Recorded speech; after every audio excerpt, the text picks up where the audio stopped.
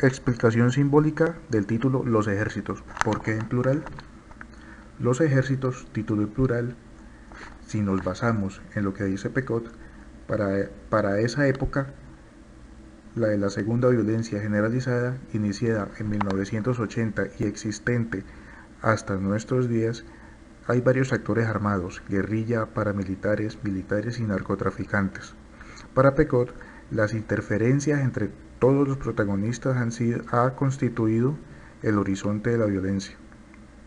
Interferencias que no dejan distinguir las motivaciones de uno y otro bando, situación que se ve reflejada en la novela cuando todos luchan por dominar el pueblo, ya que San José es un corredor estratégico para el tráfico de drogas. 2. Los ejércitos se titula así porque el Estado colombiano ha perdido el monopolio de la fuerza. La precariedad del Estado, propuesta de Pecot, ha sido circunstancia aprovechada por los actores del conflicto para formar sus ejércitos, las AUC, FARC, ELN, EPL y bandas de narcos vieron en la poca presencia del Estado colombiano una oportunidad para copar territorios alejados y poner su ley. En los ejércitos vemos claramente esta faceta cuando notamos la disputa en la que San José y sus habitantes están en la mitad del fuego cruzado. También podríamos significar el título de la novela por el hecho de que los habitantes del pueblo no saben de cuál de los actores armados viene o vendrá el ataque, lo que nos hace caer en cuenta de la sensación de zozobra y angustia permanente que viven en el pueblo. Cabe mencionar un posible quinto ejército. Es la sensación que hace que a Ismael le parezca que hay una suerte de ejército invisible rodeando el pueblo. La psiquis de su protagonista está siendo permeada por la guerra, y no solo la de su protagonista, sino también la de todos los habitantes del pueblo. Una cita que especifica claramente este concepto es la siguiente: es extraordinario, parecemos sitiados por un ejército invisible y por eso mismo más eficaz. La función del epígrafe. ¿Cómo representar la violencia desde la imposibilidad? ¿No habrá ningún peligro en parodiar a un muerto? Molière. La violencia no se puede representar. La representación de la violencia incluye como una de las características constitutivas de la novela la propia imposibilidad de narrar la violencia. Rosero, en el epígrafe, extraído de la comedia de Molière El enfermo imaginario, se interroga sobre la manera de representar un acto violento. Se entiende como acto violento una masacre, poner una bomba, estallar una iglesia, un secuestro, en fin. Si el lenguaje resulta insuficiente frente al hecho que describe, entonces implica el riesgo de caer en la parodia.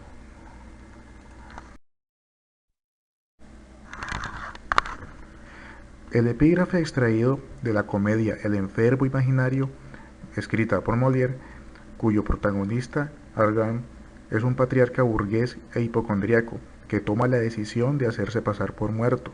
Este mismo acto lo lleva implícito la figura de Ismael Pasos, aunque este lo hace de una manera trágica, quien deambula como un muerto viviente por las calles del pueblo en busca de Utilia, su esposa. De hecho, cuando él se encuentra con los violentos lo ven de la siguiente forma: a este viejo no hace falta matarlo, ¿no lo ven? Parece muerto. ¿Le damos chumbimba de la buena? ¿No es el mismo viejo que vimos muerto hace un minuto? Sí, el mismo. Mírenlo, qué rosado, no huele a muerto. A lo mejor es un santo. Minutos antes, Ismael había decidido eludir a estos mismos hombres armados y, para ello, se hizo el muerto. Esta fue la sensación de Ismael mientras se hacía el muerto. Me dejo resbalar en el andén y allí me quedo hecho un ovillo, como si durmiera. Me finjo muerto, me hago el muerto, estoy muerto, no soy un dormido. Es en realidad como así mi propio corazón no palpitará, ni siquiera cierro los ojos, los dejo perfectamente abiertos, inmóviles, inmersos en el cielo de nubes arremolinadas, y escucho el ruido de botas, próximo, idéntico miedo, igual que si desapareciera el aire alrededor. A diferencia de Argan, el personaje de Molière Ismael no logra su objetivo, ya que nunca logra encontrar a Otilia. La desaparición de Otilia es el punto que desencadena el derrumbe psicológico que convertirá al profesor en un ser cada vez más deshumanizado. En el epígrafe también se puede interpretar una referencia a San José como un cadáver insepulto de un pueblo que antes era un pueblo de paz, un pueblo de vida.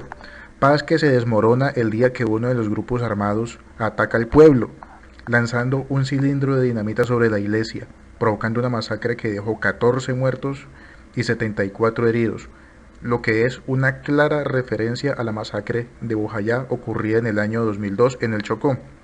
A partir de entonces, el pueblo fue desmoronándose y apagando su vida, convirtiéndose, con el pasar de la guerra, en un pueblo de muertos vivientes. Se usa el término muertos vivientes para significar el estrés postraumático que están sufriendo sus habitantes, no solo Ismael, también podemos ver especialmente el caso del niño Eusebito, el hijo de Geraldina y el brasileño, que después que cuando regresa a casa el niño no habla, no dice nada, es como si estuviera, mira al vacío y no produce mayor palabra. Creo que ese es el mejor ejemplo de lo que puede hacer la guerra en un ser humano, en una persona y más en un niño.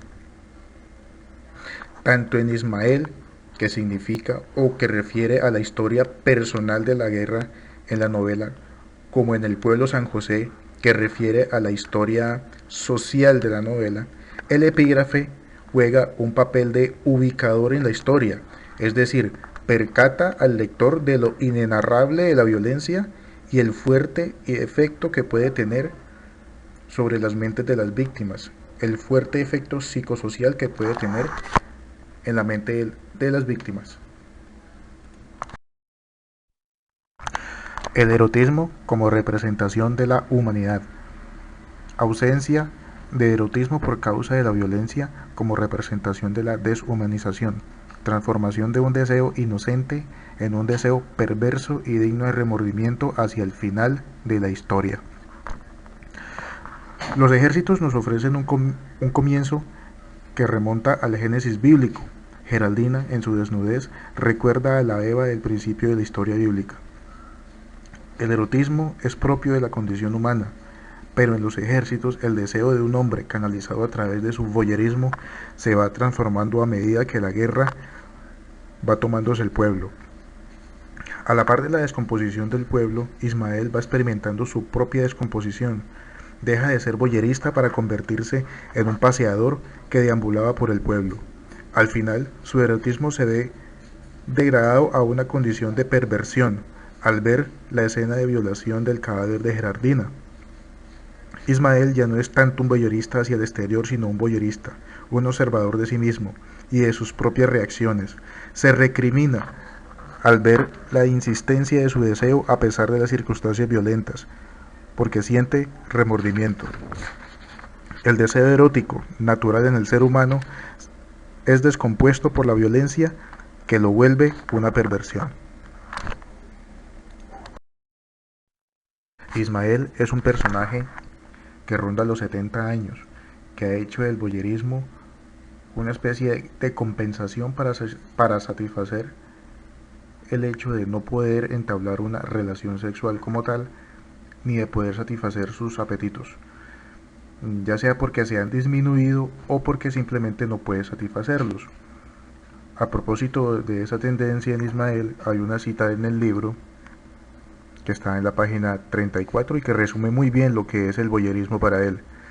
No pido otra cosa a la vida sino esta posibilidad: ver a esta mujer sin que sepa que la miro, ver a esta mujer cuando sepa que la miro, pero verla, mi única explicación de seguir vivo. En el recorrido del relato, el voyerismo de Ismael va mutando. Deja la observación de las mujeres a cambio de observarse a sí mismo, de ver sus propias reacciones y las de sus vecinos del pueblo frente a los actos violentos. Es un espectador de sí mismo mientras está en medio de la violencia. Hay un cambio desde las escenas del voyerismo del comienzo, en las cuales disfrutaba de mirar sin remordimientos, porque estaba bien según su sistema de valores. sistema hecho por él mismo, como libre pensador que era.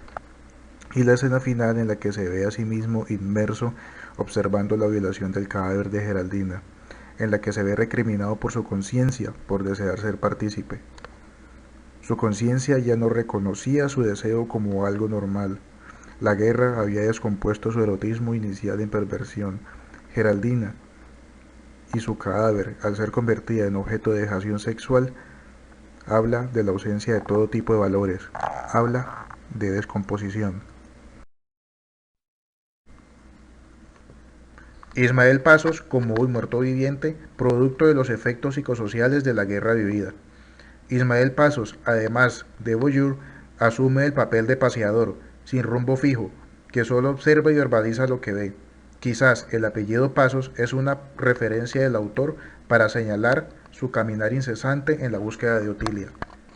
Con la destrucción del jardín donde estaba el árbol de naranjas, desde el cual observaba la desnudez de Geraldina, más la desaparición de su esposa, en Ismael se configura la sensación de pérdida del paraíso, lo que lo lleva día a día a su descomposición. No vuelve a alimentar a los gatos, no cocina, descuida su aspecto, pierde el sentido del tiempo y se dedica a dar tumbos por todo el pueblo, como lo demuestra la siguiente cita. Bien, no fui capaz de preparar un café. Apago la estufa. ¿Y el tiempo? ¿Cuánto tiempo ha pasado? No se escuchan más tiros. ¿Cómo pasará el tiempo? Mi tiempo desde ahora. El estruendo de la guerra desaparece. De vez en cuando un lamento lejano, como si no nos perteneciera.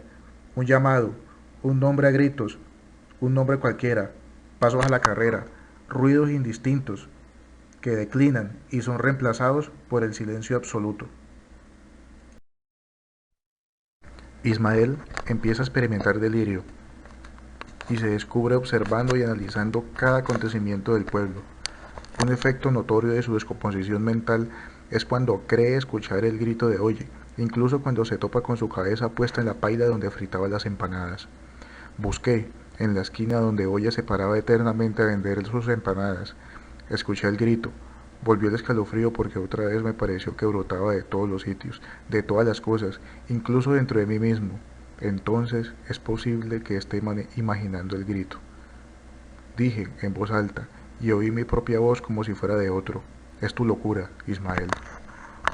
Vemos pues a un Ismael ya bastante deteriorado mentalmente, deshumanizado, desde la escena de la violación del cadáver de Geraldina, donde él mismo se describe como un ser de piedra.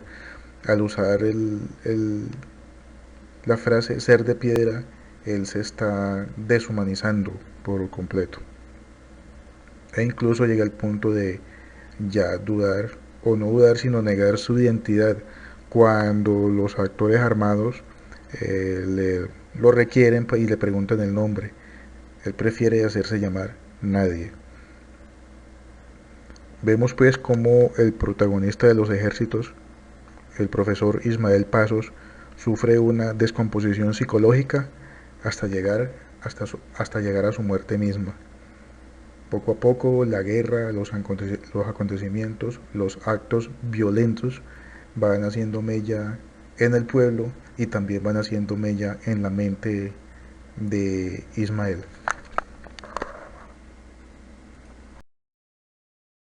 Conclusión. Los ejércitos de Evelio Rosero se enfoca por encima de la violencia misma en la descomposición y el impacto psicosocial que produce la violencia generalizada que vive Colombia desde 1980. El conflicto armado entre guerrillas, fuerzas armadas del Estado, paramilitares y narcotraficantes produce tal horror que la violencia adquiere un carácter inenarrable. No obstante, el autor despliega varios recursos literarios que le apartan de una perspectiva meramente sociológica o política y le dan una dimensión estética a la obra. Le da voz a la conciencia de una víctima, Ismael Pasos. Esa conciencia narra la historia desde dos ejes, el individual, el profesor septuagenario Ismael Pasos, y el colectivo, el pueblo de San José, que representa a toda Colombia, pero sobre todo a los lugares apartados de las zonas rurales que se han convertido en víctimas del conflicto armado. A este recurso se suman las diversas simbologías que le permiten a Rosero dar cuenta del impacto psicosocial que padecen las víctimas de la violencia en Colombia, desde los daños psicológicos hasta los socioculturales.